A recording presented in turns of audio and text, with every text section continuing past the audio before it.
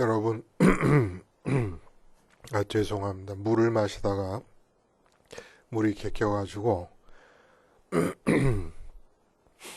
여러분, 안녕히 주무셨습니까? 오늘 11월 30일 금요일 말씀으로 드리는 오늘의 번제 함께 하겠습니다. 예레미야서 19장 말씀, 우리는 1절부터 5절까지만 같이 읽겠습니다. 시작. 여호와께서 이와 같이 말씀하시되 가서 토기장이의 옹기를 사고 백성의 어른들과 제사장의 어른 몇 사람과 하시드 문 어귀 곁에 있는 흰놈의 아들의 골짜기로 가서 거기에서 내가 네게 이런 말을 선포하여 말하기를 너 유다 왕들과 예루살렘 주민아 여호와의 말씀을 들으라. 만군의 여호와 이스라엘의 하나님이 이같이 말씀하시되 보라 내가 이곳에 재앙을 내릴 것이라. 그것을 듣는 모든 자의 귀가 떨리니 이는 그들이 나를 버리고 이곳을 불결하게 하며 이곳에서 자기와 자기 조상들과 유다 왕들이 알지 못하던 다른 신들에게 분향하며 무죄한 자의 피로 이곳에 채웠음이며 또 그들이 바알을 위하여 산당을 건축하고 자기 아들들을 바알에게 번제로 불살라 드렸나니 이는 내가 명령하거나 말하거나 뜻한 바가 아니니라.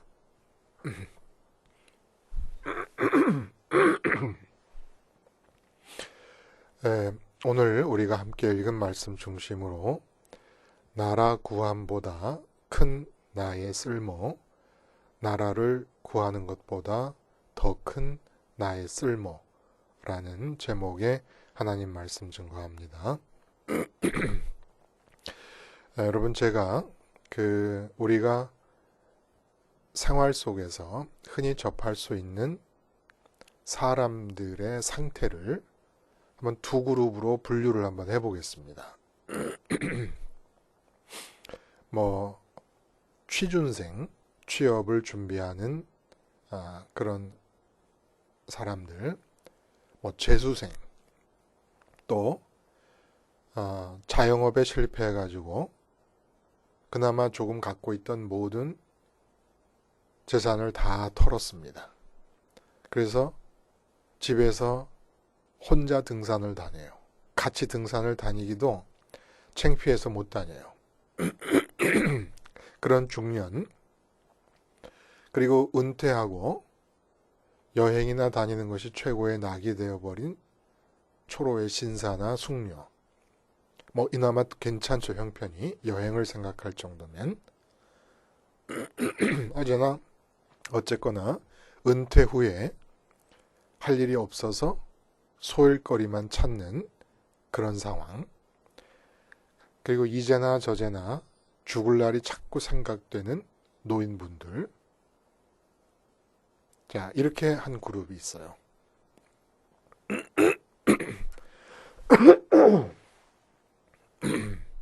반면에 회사나 직장에서 열심히 눈, 코, 뜰 새 없이 뛰는 직장인들이 있습니다. 그리고 대통령, 장관, 국회의원, 현직, 검사, 판사, 변호사, 또 사장님, 큰 그룹의 회장님, 교수님, 하여간 전문 직장에서 바쁘게 뛰고 있는 그런 분들. 오늘 제목에 쓸모가 들어갑니다. 내 인생의 쓸모.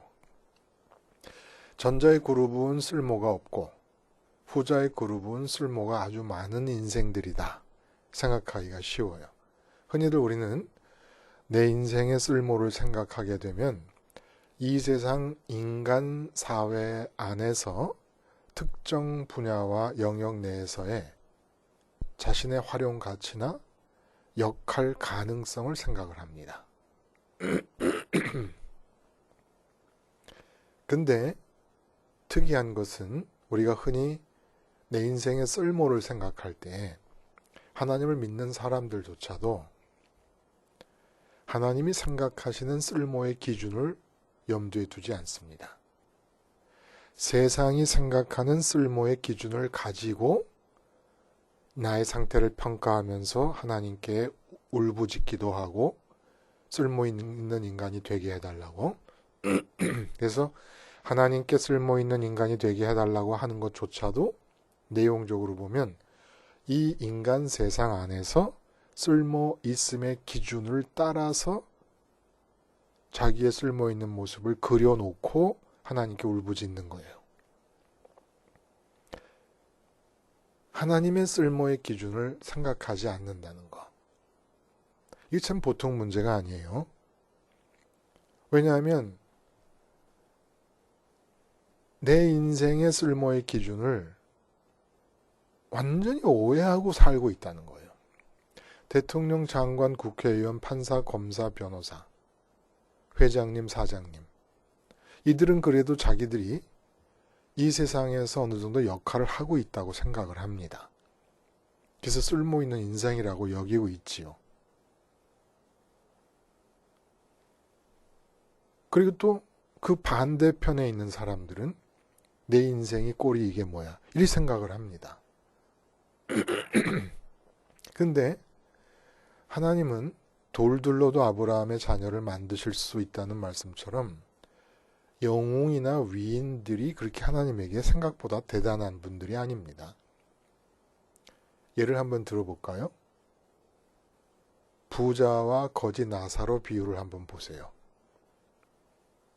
부자, 이 세상에서 가장 쓸모 있는 사람들 중에서 한 사람입니다. 거지 나사로, 몸에 헌대가 있는데 그 헌대를 개가 와서 핥아요.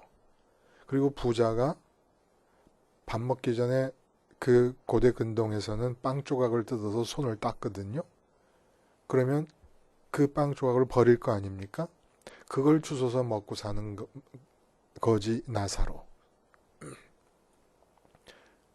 근데 하나님께서 부자는 지옥으로 보내고 나사로는 천국으로 이끌어 드립니다.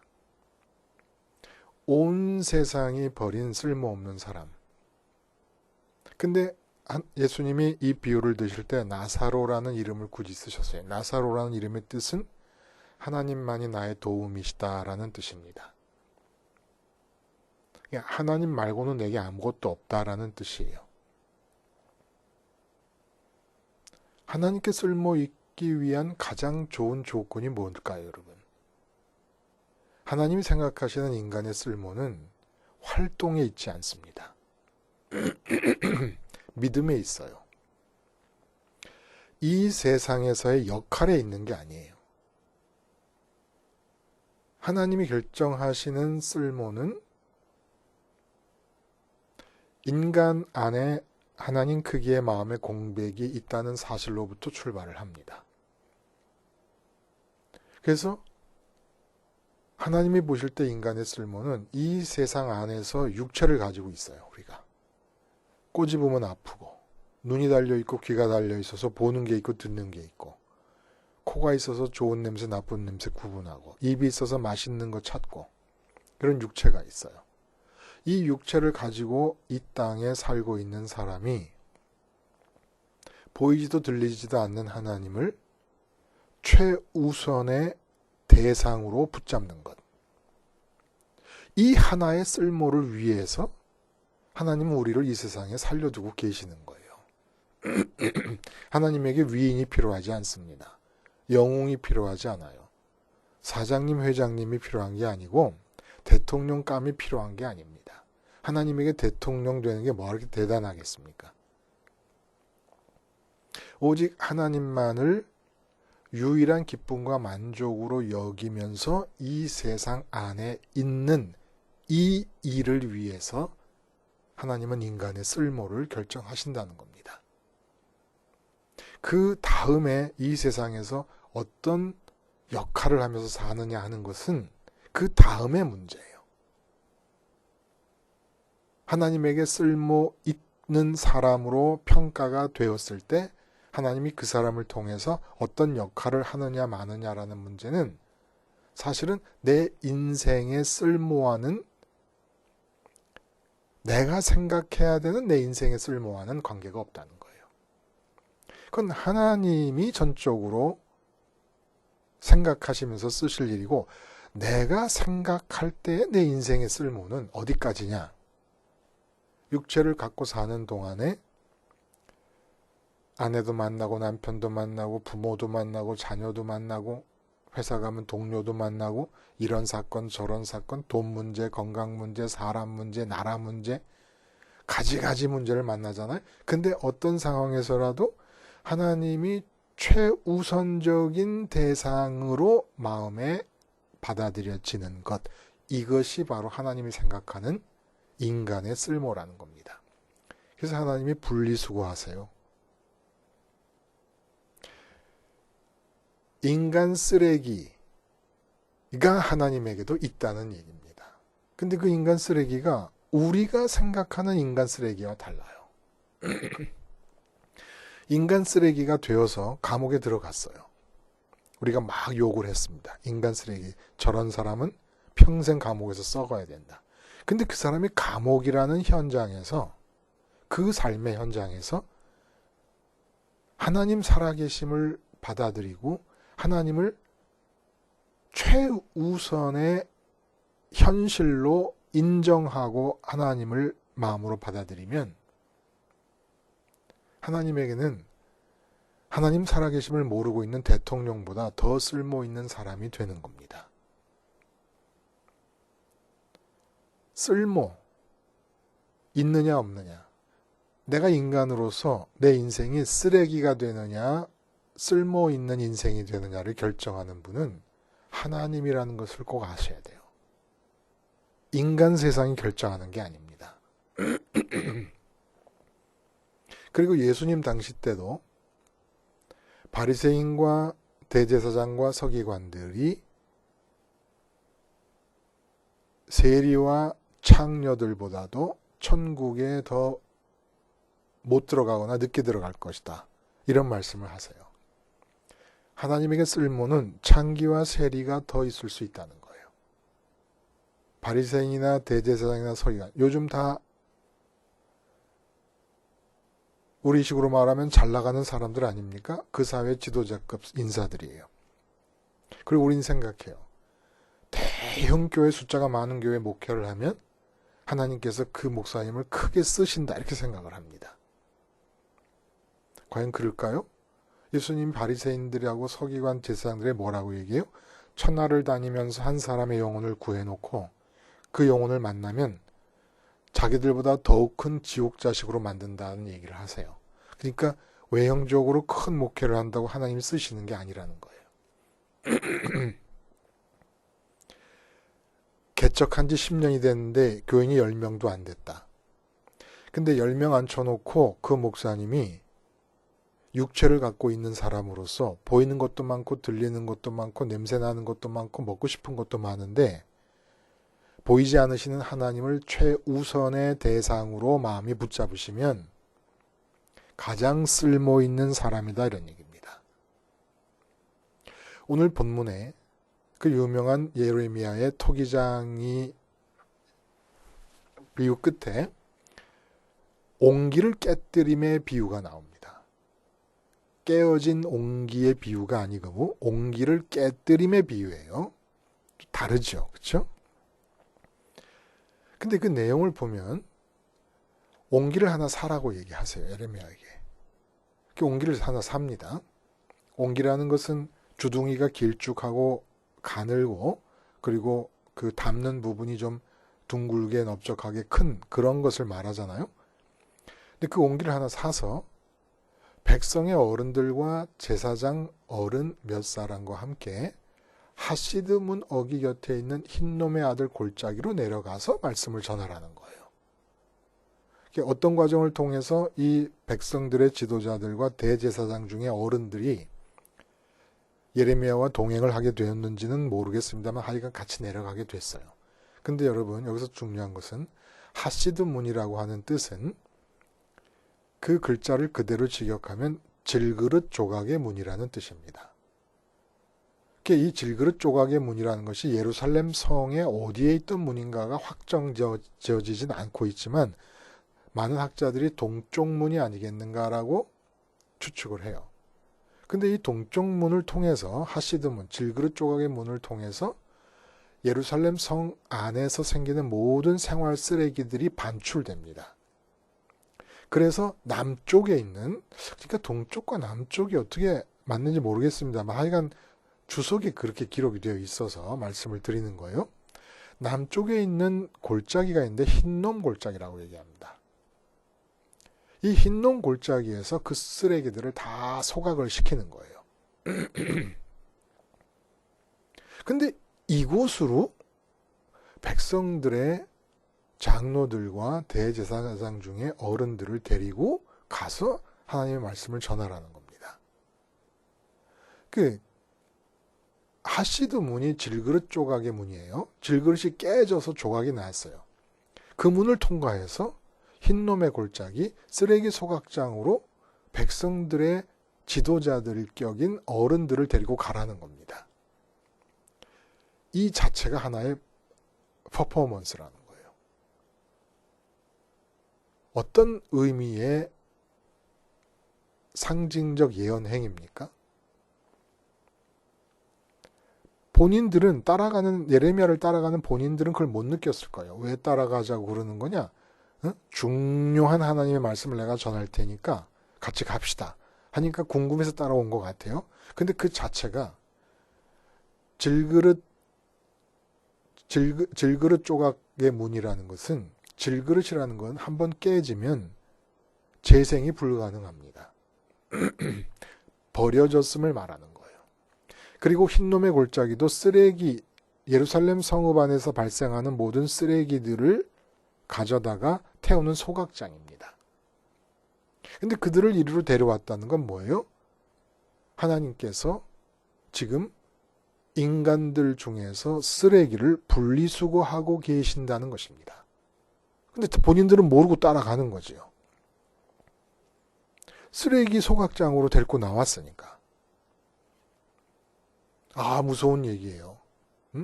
근데 그들이 누구냐면 백성들의 어른들이에요. 백성들의 장로들과 제사장들 중에서 어른들. 그러니까 가장 그 사회 안에서 역할이 크고 쓸모가 많다고 여겨지는 사람들을 골라서 쓰레기 소각장으로 데려가게 하셔서 거기서 말씀을 전하게 합니다. 그리고 마지막에 그 얘기가 끝난 뒤에 그 사서 손에 들고 있던 옹기를 바닥에 내쳐서 깨뜨립니다. 이미 하시드 문을 통과해가지고 흰놈의 골짜기로 온 것 자체가 하나님께서 인간을 그 장로들, 백성의 지도자들과 제사장의 어른들을 요즘으로 말하면 목사님들 중에서도 총회에서 굵직한 직책을 담당하고 있는 사람들이라고 볼 수도 있겠어요. 근데 그런 사람들을 쓰레기 소각장으로 보내는 인간 분리수거를 해버리십니다. 다는 아니겠죠. 하여간 상징적인 의미로. 그래서 쓰레기로 분류를 해버린다는 거예요. 인간을. 그리고 그 쓰레기가 어떤 상태냐면 재생이 불가능한, 질그릇 조각의 문을 통과함으로써 재생이 불가능한 쓰레기들이다. 이 예언 행위가 참 무서운 거예요. 그러면 하나님께서 도대체 왜 이 사람들 가장 쓸모가 많다고 스스로 자타가 인정하고 있는 이 사람들, 그리고 이 사람들이 대표라고 하는 면에서 어떤 성격을 갖습니까? 이들이 대표하는 유다 나라 전체가 쓰레기로 분류가 됐다는 거예요. 그 이유가 뭐냐 하고 봤더니 4절에 이는 그들이 나를 버리고 이것을 불결하게 하며, 이런 얘기가 나옵니다. 나를 버리고 불결하게 했다는 것은, 이곳은 유다 땅을 말하는 거지요. 불결하게 했다는 이 말은 의미를 그대로 직역하면 이방인의 땅으로 만들었다 이런 뜻입니다. 불결하게 했다는 것은. 선민들의 삶의 현장이 이방 사람들의 삶과 똑같아졌다는 거예요. 그러니까 예배당 안에서 우리가 사는 모습이 잘못됐다 이런 얘기를 하시는 게 아니라 삶의 현장에서 이방 사람들과 똑같은 삶을 살고 있다. 그래서 인간 쓰레기로 분류를 하신다라는 얘기입니다. 이방이라는 게 뭐예요? 이방. 풍속이라든지 습관이라든지 인정이라든지 가치관이라든지 전혀 다른 남의 나라를 이방이라고 얘기합니다. 근데 뭐가 전혀 다르다는 거예요, 선민하고. 선민과 이방의 차이가 어디서 나타난다는 겁니까? 선민은 아브라함과의 할례 언약에서 말씀하셨던 것처럼 나는 전능하신 하나님이니 내 앞에서 행하여 완전하라. 이게 무슨 말씀이라고요? 내가 직장을 간다. 그럼 나는 직장에 있는 게 아니에요. 직장이라는 공간에서 전능하신 하나님 앞에 있는 겁니다. 이게 선민과 이방인의 가장 큰 차이죠. 내가 어디에 가 있든지 그 삶의 현장에서 지금 하나님의 살아 계심을 최우선의 현실로 체감하는 것, 인정하는 것, 하나님을 최우선의 현실로 인정하는 것, 이것이 바로 이방과 선민의 가장 두드러진 차이라는 거예요. 지금 내가 살고 있는 이 현장에서 하나님의 살아계심이 가장 우선적으로 마음이 느껴야 되는 현실이라면 사장님 앞에서도 마찬가지라는 거예요. 야단치는 부장님 앞에서 김 과장님의 마음에서 그렇게 느껴야 김 과장님이 이방인이 아닌 신앙인이라는 겁니다. 선민이라는 거예요. 그리고 부장님이 야단치고 있는 그 현장을 총체적으로 하나님이 주체가 되셔서 이끌어 가신다는 것을 인정하는 것. 이게 이방인과 다르다는 거예요. 그래서 이방인들은 야단치는 부장님에게 어떻게 맞춰드릴까를 생각하는데 선민들은 이렇게 부장님께 야단 맞는 이 현장에서 하나님은 내가 어떻게 하시기를 원하실까를 묻는 사람들이 선민이라는 겁니다. 예를 들어보면 골리앗이 앞에 있는 이 상황 속에서 사울과 다윗의 차이예요. 사울은 이방인과 똑같습니다.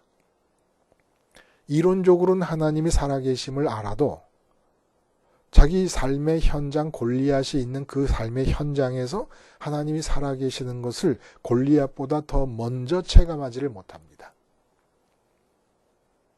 골리앗을 받아들였어요. 근데 이런 현상과 이런 상황이 고쳐질 기미가 보이질 않는 겁니다. 다윗처럼 골리앗이 무서워도 골리앗보다 하나님이 살아계심을 먼저 체감하면 만군의 여호와 앞에서 네가 누군데 까부느냐 이런 말이 나오게 될 거 아닙니까?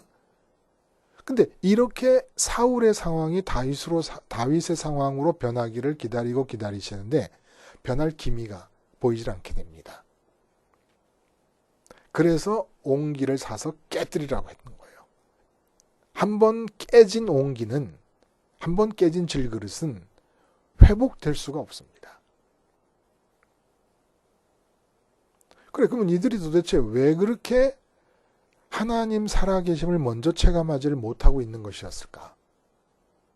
무엇 때문에? 봤더니 바알에게 그 흰놈의 골짜기에서 아들들을 번제로 드렸다라는 규절이 나옵니다. 바알은 풍요와 다산의 신으로서 가나안 땅에서 가장 보편적으로 숭배되던 우상이었습니다. 그런데 실제로 인신제사는 아들이나 딸을 번제로 드리는 인신제사는 몰렉이라는 신에게 드렸던 제사예요. 근데 혼동해서 혼용합니다. 왜 그러냐? 인신제사도, 몰렉에게 드렸던 인신제사도 결국은 바알이 관장한다고 믿었던 풍요와 다산을 위해서였기 때문에 몰렉에게 인신제사를 드린 것을 바알에게 드렸다고 혼용해서 사용을 하는 거예요. 그러니까 왜 하나님이 지금 내 삶의 현장에서 가장 우선적인 현실로 느껴지지 못하고 있었는가? 그 마음이 풍요와 다산에 대한 열망으로 가득 차 있었기 때문이라는 겁니다. 풍요와 다산에 대한 열망으로 가득 차 있었기 때문에 풍요와 다산을 믿었기 때문에 풍요와 다산이 하나님 크기로 비어있는 내 마음의 공백을 채워줄 수 있을 거라고 믿었기 때문에 하나님이 살아계심을 체감하지 못했던 거예요. 그렇게 사는 시절을 기다리시고 깨우쳐 주시고 야단치시고 징계하시고 또 선지자를 보내시고 하셨지만은 이들이 부자 되겠다는 마음과 숫자적으로 부흥이 일어나면 좋겠다는 마음의 붙박이로 박아버립니다. 그래서 하나님이 생각하는 쓸모가 전혀 없게 돼버립니다. 그래서 인간 분리 수거 작업에 나서신 거예요. 흰놈 골짜기 쓰레기 소각장으로 보내는데 하시드 문을 통과해서 보냅니다. 하시드 문이 뭐예요? 깨어진 질그릇 조각이란 뜻. 질그릇 조각의 문이란 뜻이에요. 질그릇 조각의 문을 통과하는 순간 그것은 어떤 상징적 의미가 있어요? 회생이 불가능하다 라는 뜻이고, 흰놈의 골짜기로 내려가서 하나님의 말씀을 듣는 상황, 어떤 상황입니까?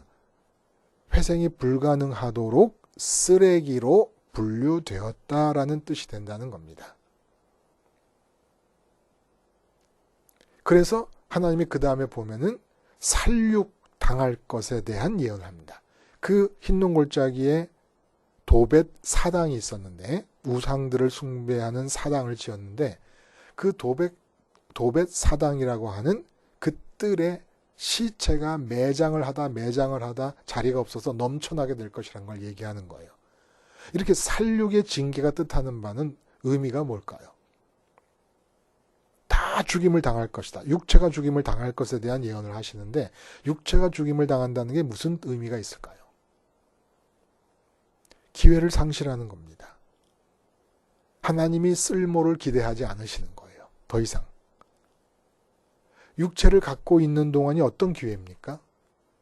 눈으로 보고 귀로 듣고 손으로 만져지는 그 어떤 것들보다도 하나님을 더 먼저 체감하고 하나님을 더 먼저 많이 사랑해 볼 수 있는 기회. 육체가 있기 때문에 육체로 만나는 것들보다 영이신, 보이지도 않고 들리지도 않는 하나님을 사랑한다는 게 의미가 있지 않습니까?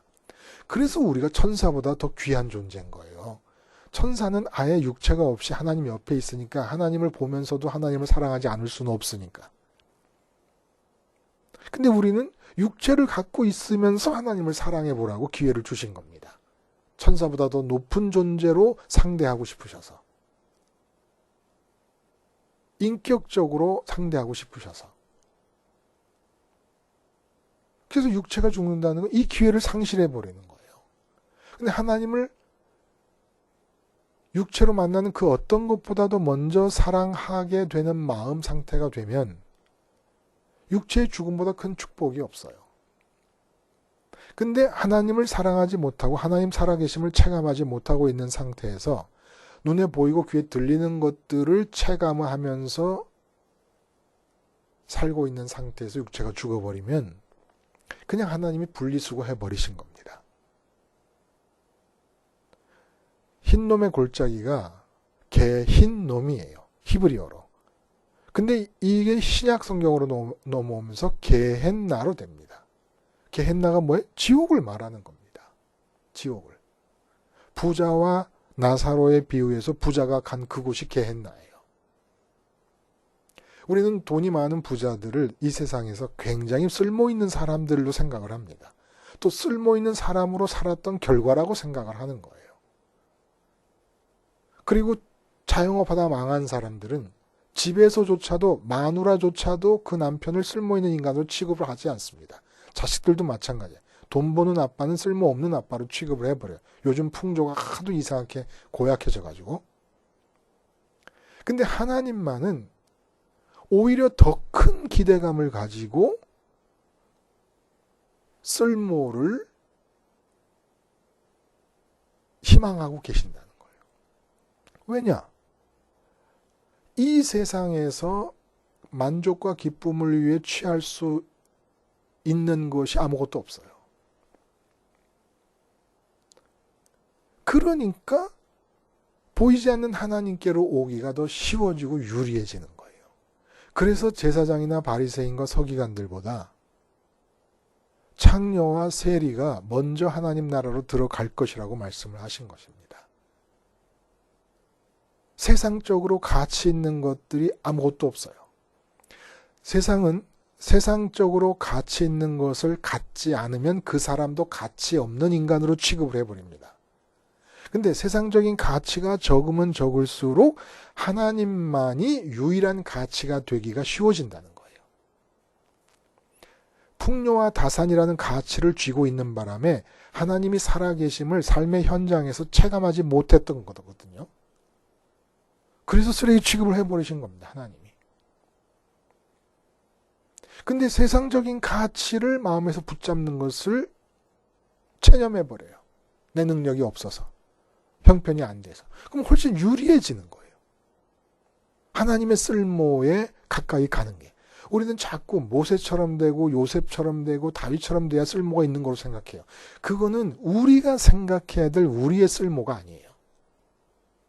우리가 생각해야 될 우리의 하나님을 위한 쓸모는 어디를 가든지 하나님이 최우선으로 체감되는 그것만 하면 되는 거예요. 그것만. 그래서 우리를 빛이라 그런 거예요. 빛. 빛이신 하나님을 먼저 받아들이는. 여러분, 십자가를 보면 참 이런 관점에서 볼 때 참 역설적이에요. 십자가는 뭡니까? 로마 시대 때 그 로마라는 인간 세상에서 쓸모없는 자로서 판명난 자들이 올라서서 못 박혀 죽는 곳이 십자가입니다. 근데 이 세상에서 쓸모없는 자로 규정된 십자가에서 죽으신 주님을 우리는 주님이라고 부르고 있어요. 쓸모없는 자를 주님이라고 부르는 사람들이 바로 기독교인들입니다. 왜 그럴까요? 이 세상에서의 쓸모를 쫓아가면 아버지 하나님만이 내게 전부다라는 거지 나사로의 고백을 할 수 없기 때문에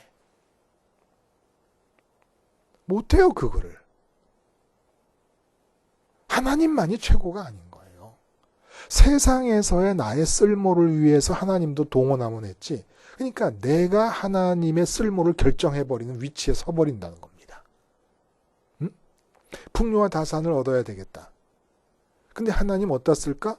아, 전능하시니까 풍요와 다산을 얻게 하시는데 쓸모가 있구나. 내가 하나님의 쓸모를 결정해버리는 거예요.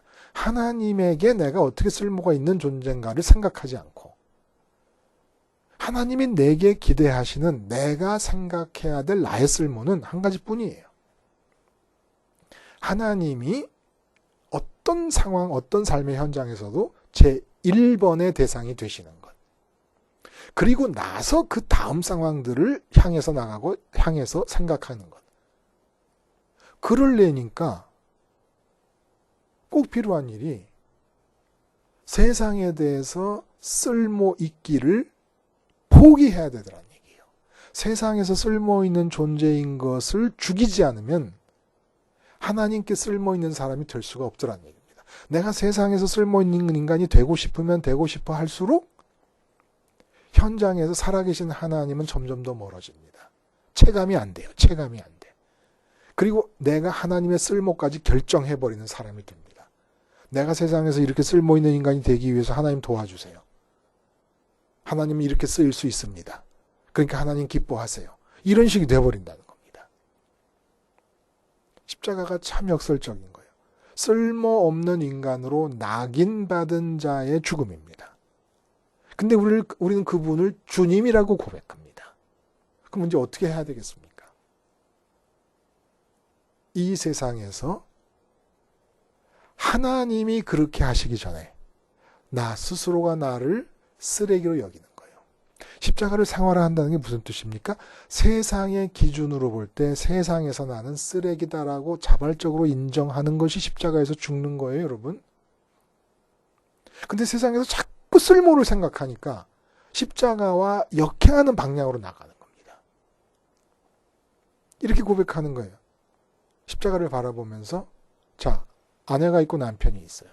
그러면 아내 앞에서 쓸모 있는 사람 기대하지 마시고 나는 쓸모없는 남편입니다. 쓸모없는 아내입니다. 쓸모없는 엄마고 아빠입니다. 쓸모없는 과장이고 쓸모없는 사장입니다. 대통령은 나는 이 나라의 대통령이 됐지만 쓸모없는 대통령입니다. 고백하라는 거예요.